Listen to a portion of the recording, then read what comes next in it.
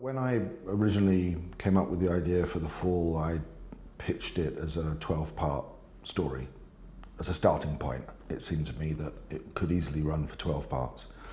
And the thinking was that it was a way of trying to convey the complexity of these sorts of investigations and try to put the police team under psychological pressure as they fail to catch the man who's perpetrating the crimes.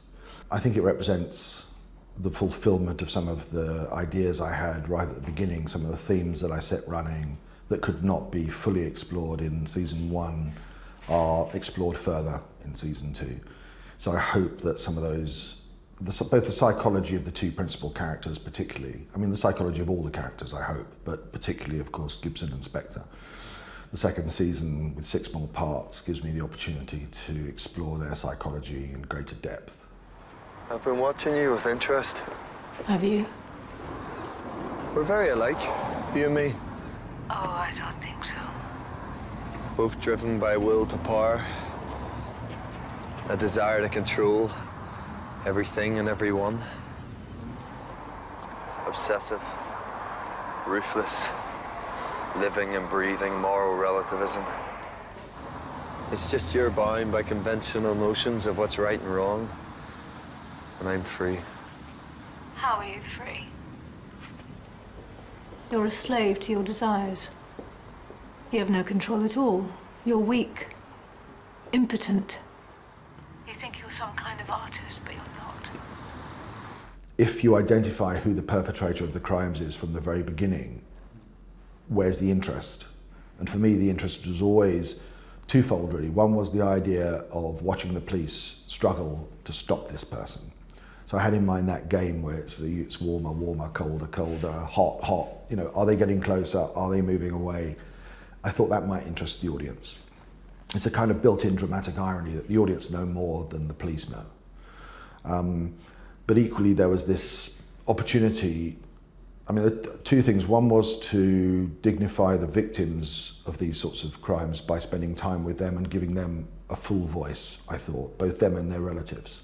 But the other thing that I thought whodunits didn't quite manage to do usually was to allow you to explore the psychology of the person who did it. One of the exciting things about the idea for The Fall was, well, it will at least give me the opportunity to try to explore in real detail the psychology of someone like Spector. Do you think he can love? Most human emotions exist on a kind of continuum. People talk about lack of empathy. We all have limits to our empathy. Some people are profoundly moved by children starving on the other side of the world, and some people it barely touches. For them, things need to literally be closer to home. And it's one of the things that I think is interesting to me about The Fall is that, and Gibson makes the point that Spector is on a continuum with the rest of us. And so, you know, like for example, his complete lack of empathy, she makes the point that, well, we all have areas where we're empathetic and areas where we're less empathetic.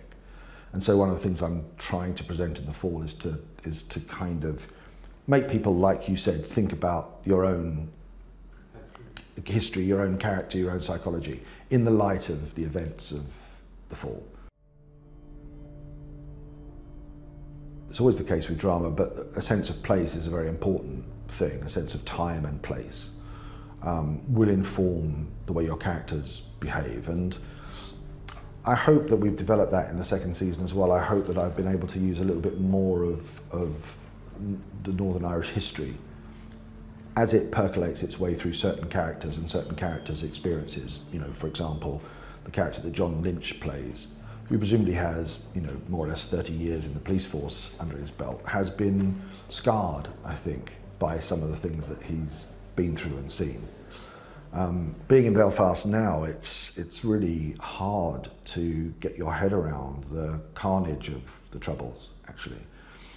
And since I've been living there, I've watched a couple of documentaries that have been even more impactful than seeing those events unfold in real time, because I know the place now so well that I'm looking at it going, oh my God, that's the Crown Bar, or that's Donegal Street, or whatever. I'm looking at it thinking, I know that place. At the same time, it seems that modern Belfast is an incredibly vibrant, exciting city as well, and it's full of young people for whom those events are the past, are history. I hope made even better use of the city within the drama. But the experience of working in Belfast was really fantastic, and I discovered that there is this incredible pool of acting talent there as well. And it's a very specific kind of quality that Northern Irish actors have as well, I think. And there is a kind of steeliness in there as well. And I think it comes out of a particular kind of culture and a particular kind of history. I directed quite a lot of theatre, and I was very involved with the first season. I was there every day on set and very hands-on in the cutting room afterwards and in the post-production period. I'd worked with Gillian and Jamie enough on season 1 to know that they were comfortable with me directing and I was comfortable working with them. So in fact it was, including the return of most of our principal heads of department, working with Rory O'Brien as a DOP who'd worked on season 1 and was now working with me directly as director. It all felt like a really, a very good fit. It's a roller coaster, but it's quite exciting because, as long as you don't fall off, it's exciting to be, ahead of that thing. So it was great fun. I enjoyed it.